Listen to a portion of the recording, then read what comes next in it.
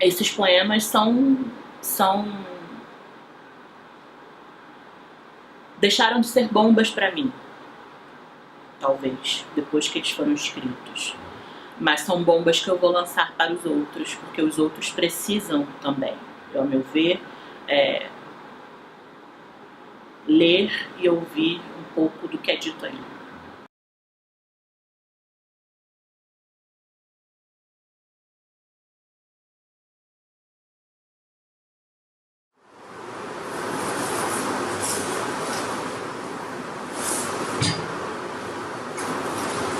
Eu nunca viajei para a Europa.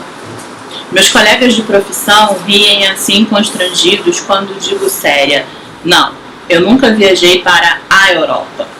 Fui somente ao Paraguai em 90 e 91 de ônibus, comprar relógios Cássio de plástico e raito de sol para vender na escola para as mães de todos os meus não amigos de olaria. Minha mãe muambeira às vezes nos levava com a promessa de um videocassete para vermos o brinquedo assassino Chuck. No retorno da viagem, a nossa vida tinha muita expectativa. Esparramávamos as compras sobre a cama e no entardecer de bom sucesso contávamos os enormes investimentos das galerias de falsificados.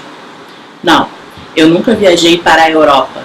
Fiquei sempre aqui nos verões e nos domingos cintilantes de calor. Nunca também tivemos ar-condicionado, porque o calor foi sempre a melhor das metáforas contra e a favor da vida tropical e da vida na Europa. Assim foi ficando a Europa para lá. E eu lembro mesmo da bolsa de viagens da minha mãe, que ela tinha comprado na loja Porco Louco da Praça das Nações. Ela chegava e espalhava tudo na cama grande. Minha mãe espalhava o trabalho. Ela dizia que vender aquilo tudo faria todo o esforço da gente valer a pena. O rio corria embaixo, as torres de tensão pareciam um cenário futurista, e quando as pessoas estavam distraídas na sala, eu entrava no quarto para abrir a bolsa de viagens e experimentar perfumes de mulheres mais velhas, meia calça preta de gente adulta, e descobrir o que era na minha pele a cor fumê de nome estranho. Porque rapidamente os relógios Cássio me entediaram e eu queria mesmo era que houvesse ali, escondido, de presente, todas as fitas cassete com a trilha sonora das novelas que assistia com o objetivo de me tornar uma moça educada, bonita, inteligente e esforçada, sabida dos truques sobre vendas de muambas e doces e bolos. Anotávamos no caderno dela de vendas os preços das mercadorias e durante a hesitação da formulação do preço eu imaginava algo que nos desse uma casa distante daquele cheiro mau de rio. Imaginava a casa com a piscina da embalagem do raito de sol. O que minha mãe não sabe é que deve-se a minha poesia à muamba daquela infância, porque verdadeiramente era aquilo que passava por mim e que eu queria, mas jamais poderia ser meu.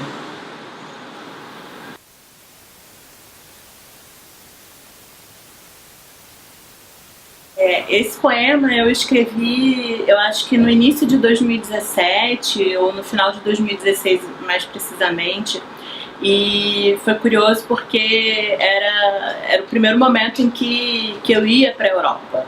Eu tinha uma viagem marcada para Portugal, pela primeira vez eu ia a Portugal, e conversando com muitos colegas de profissão, eles ficavam quase que indignados. Ah, mas como assim vai ser a primeira vez que você está indo para a Europa, está indo a Portugal, você é professora de uma literatura europeia, como é que você está indo agora somente pela primeira vez, nesse exato momento, depois de tantos anos, enfim. E eu acho que esse poema ele tenta contar um pouco essa história, que é uma história de quem não teve à sua disposição a possibilidade de ir para a Europa com frequência, né? E a primeira e única vez que eu fui a Portugal e a Europa, portanto, foi muito recente, foi exatamente em 2017, e e de alguma forma eu entendia que era um gesto imensamente político, porque eu fui lá participar de um congresso chamado Intersexualidades, apresentar um pouco da minha pesquisa, e de alguma forma eu entendia que a minha presença também nesse espaço era necessariamente uma presença contrabandeada, né? Então tem essa dimensão da muamba, que é alguma coisa que me interessa muito enquanto imagem, mas também do ponto de vista metafórico, sobretudo, né? Então eu fiz um pouco esse paralelo com essas viagens, que eram viagens da infância mesmo. Minha mãe, de fato, logo depois da morte do meu pai, passou por dificuldades financeiras imensas e ela, de fato, fazia esse movimento de ir para o Paraguai, comprar coisas e revender, e a gente revendia isso na escola também, né? Então, esse poema, eu acho que me interessa, é um poema que me interessa muito, acho que ele tem uma força muito grande, não só uma força narrativa, mas uma força que eu entendo que seja uma força, sobretudo política, de marcar um certo lugar, né? Eu não diria um certo lugar, mas ele está marcando um lugar, que é um lugar de também, que eu entendo um lugar político dentro da minha profissão, que é a profissão de professora universitária, né, de uma nova geração de professores universitários, né, de gente que não nasceu necessariamente numa certa casta, né, mas que de alguma forma vem chegando à universidade e através da universidade também pôde acessar outros espaços, né, que antes não eram permitidos para pessoas que nasceram em Bom Sucesso e passaram a infância em Olaria ou na Zona Oeste, etc, etc. Uma vez eu participei de uma leitura, de uma leitura de poesia e tal, e aí ao final um dos participantes, que era um dos organizadores, me fez uma pergunta que no primeiro momento eu achei absolutamente comum, né? Uma pergunta que parecia banal, mas depois ela me pareceu uma pergunta imensamente capciosa, né? Assim, ele perguntou: e como é ocupar um lugar de privilégio sendo professora universitária? A princípio pode parecer de fato uma pergunta banal, mas ela não é nem de longe uma pergunta banal, é uma pergunta perigosa, inclusive. Como se de fato, né, assim, lógico que eu tenho algum dinheiro na minha conta, assim, né, mas é uma pergunta quase que acusatória, do tipo: olha, tendo você a sua história, você não tem... É quase como se me ameaçasse, né, me acusasse de: olha, você não tem o direito de ocupar esse espaço. Primeiro porque eu sou uma mulher, né, uma mulher que nasceu em Bom Sucesso, uma mulher do subúrbio, uma mulher com uma história, né, com uma história de violência atravessada, cujos detalhes eu não preciso dar necessariamente e nem publicar ou publicizar, mas a não ser o que eu deixo, que eu quero fazer transparecer ou comparecer na minha poesia. Mas é como se, de alguma maneira, talvez esse lugar de professor universitário ainda também não tivesse autorizado, né? E é um lugar delicadíssimo, porque veja, eu não faço parte dessa casta, eu não nasci na Zona Sul do Rio de Janeiro, eu não tenho o cabelo liso, eu não sou uma pessoa que viaja para a Europa com frequência, etc, etc. Então, essa questão da mudança, ela é necessariamente um direito, e ela não necessariamente é um privilégio. E, a meu ver, tem uma dimensão misógina nessa pergunta. Para a gente escrever poesia, para a gente publicar, para a gente produzir, a gente precisa ter o mínimo para sobreviver.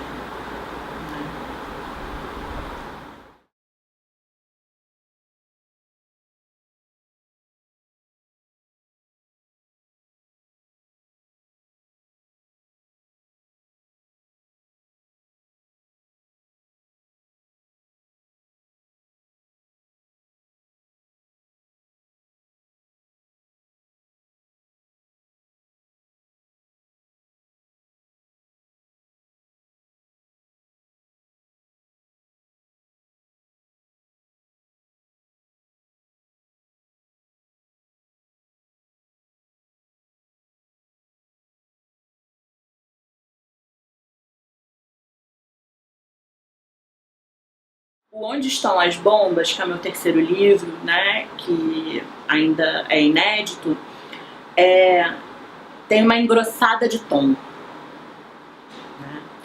E essa engrossada de tom, chamemos assim, ela vai necessariamente ao encontro de uma configuração, né, que, a meu ver, é uma configuração não só de realidade, mas desse real que vem nos atravessando, especialmente no país em que eu vivo desde 2013. Né? Então eu acho que 2013, a história, né, a história nacional, de alguma forma, ela dispara uma série de questões e de problemas que não se resolveram, né, de forma nenhuma, e isso provoca em mim, e portanto provoca na minha poesia, uma necessidade talvez de falar mais às claras. A configuração política do Brasil contemporâneo talvez me obrigue, né, eu me sinta convocada, eu evoque, né, eu sinto a necessidade de evocar talvez essas palavras ou esse modo de conduzir o poema de uma maneira que seja absolutamente mais evidente. Né? Porque, e lógico que nessa ideia de evidência mora uma transparência, né? mora talvez até mesmo uma dificuldade de metaforizar. Né? Eu acredito cada vez mais que a gente viva, né, nesse momento, que a gente viva essa experiência com a dificuldade de uma construção imagética, inclusive, também. Né? Assim, então, não só essa dificuldade de metaforizar, mas essa dificuldade de a gente olhar para o que está acontecendo e, ao mesmo tempo, se sentir convocado de alguma maneira a falar disso, mas a falar talvez de um outro lugar, que, a meu ver, também é o lugar da poesia. Né? E acho que a poesia tem a possibilidade de alguma forma de ilustrar essa realidade e tá sempre ali, né, no exercício que é o exercício de estar diante do real, ainda que esse real seja impossível de ser representado. E é um bombardeio, né, um bombardeio que eu acho que de alguma maneira a gente eu acho que é um bombardeio do qual a gente vem tentando se proteger. Só que às vezes fica impossível a gente conseguir essa proteção. Eu acho que o Onde Estão as Bombas vai tentar falar um pouco disso e tentar ir um pouco ao encontro dessa questão, né? Que é assim, onde estão as bombas? Lógico que a poesia também nasce desses estilhaços. Né? Isso, do ponto de vista biográfico, também é muito importante dentro da minha poesia. Eu começo a escrever, eu tenho uma memória muito nítida disso. Eu começo a escrever pouco tempo depois que o meu tio é assassinado, né, em 1985, num bar em São Cristóvão, por uma coisa absolutamente simples e boba. Ele é assassinado porque ele interfere numa briga de bar. Né? E o modo como ele é morto é uma coisa muito violenta, né? E isso de alguma forma, acho que é como eu tento começar o Onde Estão as Bombas, que é a origem, que é o primeiro poema, né? E os tiros, de alguma maneira, eles se presentificam. Origem. Explicar com palavras deste mundo que partiu de mim um barco levando-me. Alessandra Pizarnik, Árvore de Diana. Naquele ano foram 5 tiros. Pou, pou, pou, pou, pou, pou. Um cesto que furou a geladeira de refrigerantes mais antigos do bar. Você deve ter caído para a esquerda. E um homem fugiu com um cano fumegante. Um homem assassino deixou você no chão sangrando. Os pulmões, a inteireza da coluna. Tinha que haver uma linha que te costurasse, pou. Uma galeria para a gente pendurar o futuro, pou. bombas de você morrendo nos caquinhos de cerâmica, pô, os pés infantis no piso. Depois meus avós não quiseram matar aquele assassino, pô, era trabalhador, dissemos. Faltou lembrar, também era poeta, pô. Eu acho que a poesia, como está lá no pós-fácil, no alto pós-fácil do Aceno, é uma tentativa de uma possibilidade de uma reabilitação. Mas essa reabilitação da comoção, né, e do desamparo, eu sei que também é alguma coisa da ordem de um impossível, mas há que se insistir, né? A gente há de insistir e eu vejo que, de alguma maneira, esse Brasil contemporâneo, se é que a gente pode dizer assim, né, nesses termos do que seja contemporâneo, mas esse Brasil tão assustador, eu acho que é um Brasil que me convocou essas memórias mais primárias também, que são nessas imagens e também nesses gestos de violência, né, que de alguma maneira essas bombas começaram eu acho que a estilhaçar pedaços da minha vida, evidentemente. A poesia é a tentativa de colar o espelho, mas o espelho não cola. E quando eu falo de espelho, eu falo não só dessa dimensão subjetiva, imagética, né, mas eu falo de uma construção coletiva de imagens, né? Esse gozo pela violência que a gente tem vivido é alguma coisa que faz, de alguma maneira, a gente desvelar né, o que há de pior. E o que há de pior não só na memória, né, mas sobretudo na dimensão do trauma. E esse meu tio era poeta também, né? Ele escrevia, assim como meu avô também escrevia poesia. E o que eu acho que o empuxo desse poema, o empuxo para esse poema é alguma coisa também, não só dessa coisa dos tiros, mas também dessa imagem de infância, né? Que a meu ver, como eu disse anteriormente, esse Brasil contemporâneo não cessa de convocar, né? Essas imagens de terror, né? Desse terrorismo no qual a gente está tentando sobreviver de alguma maneira. Enfim, a gente vive numa sociedade em que as pessoas são assassinadas dentro de um supermercado, né, sufocadas até a morte, com tudo filmado, e as pessoas compartilhando isso como se fosse alguma coisa, fico até gaga, né? Fico até sem o que dizer, porque me parece que de uma potência destruidora tão grande. Eu entendo que a literatura, e especialmente a poesia, estão aí para fazer algum trabalho de anteparo em relação ao que é insuportável.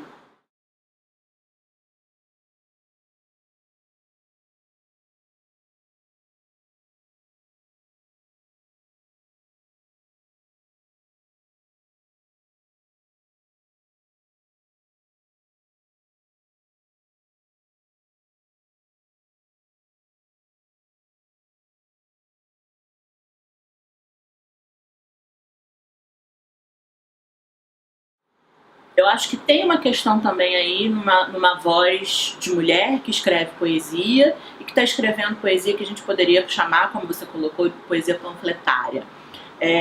Eu gosto muito disso.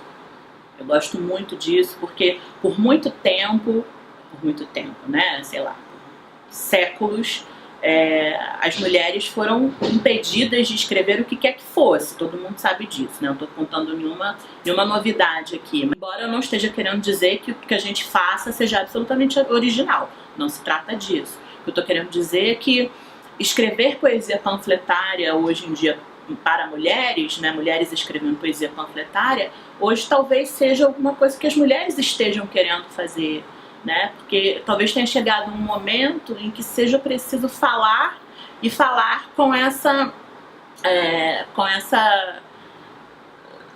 através dessa forma, né, que é através dessa eu não vou dizer destituição, mas através dessa recuperação de uma outra voz, né, que é uma voz mais límpida, talvez, uma voz mais reivindicatória, uma voz mais convocatória, eu diria. Isso, por exemplo, no Réplica das Urtigas, embora já fosse um desejo meu, do ponto de vista de levar isso para a poesia, era uma coisa muito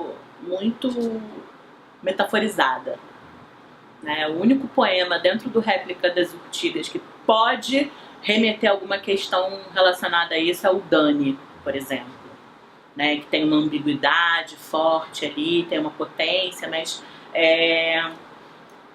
repara, isso é alguma coisa. O Réplica é de 2009, né? São 10 anos já que esse livro existe.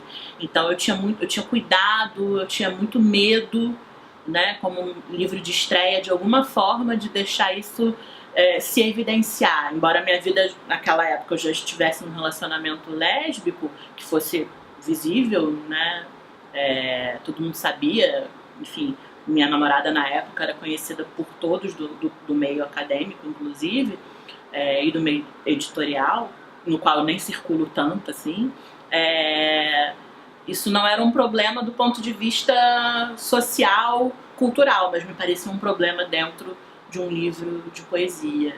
É muito curioso perceber as transformações, assim, que vão operando dentro da própria forma de entender poesia, né, e da própria mudança relativa ao querer fazer poesia.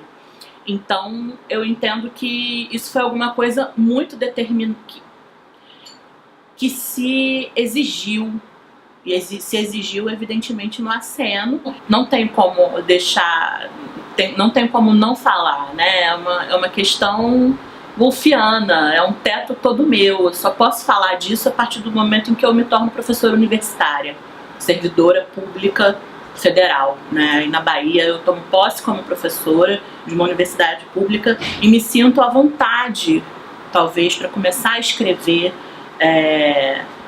sobre relacionamentos lésbicos, sobre o fim, né? Sobre o término de um amor, que é uma coisa mais clichê do mundo, mas a partir do ponto de vista de uma pessoa que está migrada, né, dentro desse próprio país ao mesmo tempo. Então, quando tudo está acontecendo aqui no Rio, em 2013, eu estou completamente deslocada na Bahia, né? Deslocada não só por conta de não me sentir no cerne daquilo que nesse momento se estilhaça, mas como também exilada e migrada dentro do meu próprio país por conta do fim de um relacionamento que me parecia, enfim, evidentemente utópico, totalmente fantasiado, etc, etc. Acho que as bombas ali, elas começam também a serem montadas.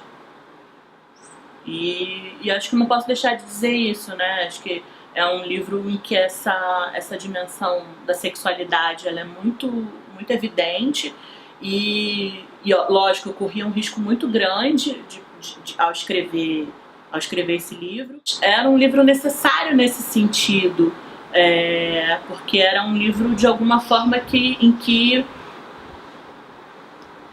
eu precisava falar desse lugar, a partir desse lugar, que é o lugar de uma mulher, né, que, enfim, que ama outras mulheres e que reivindica também esse lugar, né? Não só como a gente poderia usar essa expressão tão corriqueira de hoje, quanto lugar de fala, mas é alguma coisa talvez até mais anterior do que isso, né? É um lugar de existência, é um lugar de formação, da possibilidade de manutenção de uma subjetividade, que a meu ver é até anterior à ideia da fala, né? É a manutenção, é uma sobrevivência. Da língua cortada, digo tudo, amasso silêncio. E no farfalhar do meio som, solto o grito do grito do grito. E encontro a fala anterior, aquela que, emudecida, conservou a voz e os sentidos nos labirintos da lembrança. Conceição Evaristo, Meia Lágrima. Sobre as bombas, eu diria que psicanalistas não gostam de gente gorda. Os professores universitários também não gostam de gente gorda. Os artistas muito menos gostam de gente gorda. Às vezes, homens gordos são aceitos pelos professores, que não sejam universitários. Mas, em geral, toda essa gente detesta mulheres gordas. Principalmente se elas não são mais suicidas ou depressivas ou heterossexuais. Dizem, vejam a réplica de uma baleia. As feministas também não suportam gordas. Elas fingem que amam todas as mulheres, mas mentem. Principalmente se a outra for gorda ou negra ou gorda e negra. Assim como os psicanalistas, os artistas e os professores universitários, os editores também não gostam de gordas. Mal sabem que, mais nova, tive um jogo da memória de animais marinhos fortes. Sonhava em ser cachalote e conhecer o oceano profundo e outras espécies diferentes da minha. Até os 60 anos nadando, o corpo enorme e belo, cetáceo queria. Morrer perto de algum arquipélago e ter minha ossada enorme sendo justiçada pelo tempo. Não virei cachalote, mas poeta, e, como tal, também sou versada na arte da natação, de nunca esquecer a minha elefântica memória.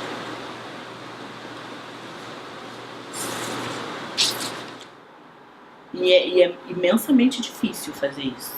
É muito difícil fazer isso. Quando a gente começou a conversar sobre o filme, a entrevista, são exatamente os poemas mais espinhosos que eu entendo que sejam de Onde Estão as Bombas. O Origem é um pouco, mas eu acho que, enfim, de alguma forma ele é alguma coisa que está mais no discurso, ele comparece mais, mas esses dois poemas, né, que eu chamo de poema angélico, adiliano, né, e depois tem um segundo que eu fiz depois, cuja epígrafe não tem título, mas é uma epígrafe da Conceição Evaristo, e o terceiro, que é o Caixa de Joias, né, são poemas dificílimos do ponto de vista da escrita, são poemas escritos com uma dificuldade, com um debruçamento, quase com um afastamento mesmo, mas por outro lado a necessidade de convocação desse trauma. Eu acho que eu entendi, talvez, por meio, evidentemente, de um processo de análise. Eu faço análise há muitos anos e eu entendi que era necessário também convocar isso para minha poesia, porque eu sei que eu não estou falando sozinha. Eu sei que tem uma partilha imensa e é imenso o retorno que eu recebo por parte de outras mulheres em relação a esses poemas. Especialmente o poema sobre a mulher gorda, né, e o Caixa de Joias. Eu recebo muitas mensagens inbox de mulheres que compartilharam ou em algum momento passaram pela leitura desses poemas, e de alguma maneira eu acho que quando eu os escrevi eu me senti absolutamente só, mas depois que eles estavam escritos eu me senti fazendo parte de uma comunidade, mas uma comunidade infeliz, né? De uma comunidade que é absolutamente violentada sistematicamente, toda hora, a cada minuto, né? Nesse país temível. Então, de algum modo, esses poemas deixaram de ser bombas para mim, talvez, depois que eles foram escritos. Mas são bombas que eu vou lançar para os outros, porque os outros precisam também, ao meu ver, ler e ouvir um pouco do que é dito ali. Porque eu acho que essa é uma tarefa da poesia também. A gente precisa falar realmente dessa violência formadora. Precisa falar dessa violência formadora, desse etos contemporâneo também. A gente precisa falar sobre a dimensão colonial, a gente precisa falar sobre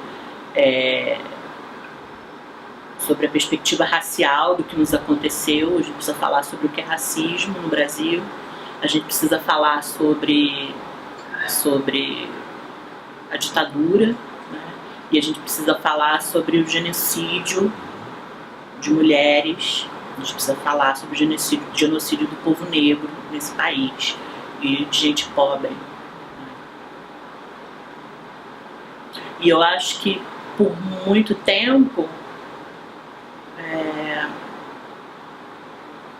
a gente se calou.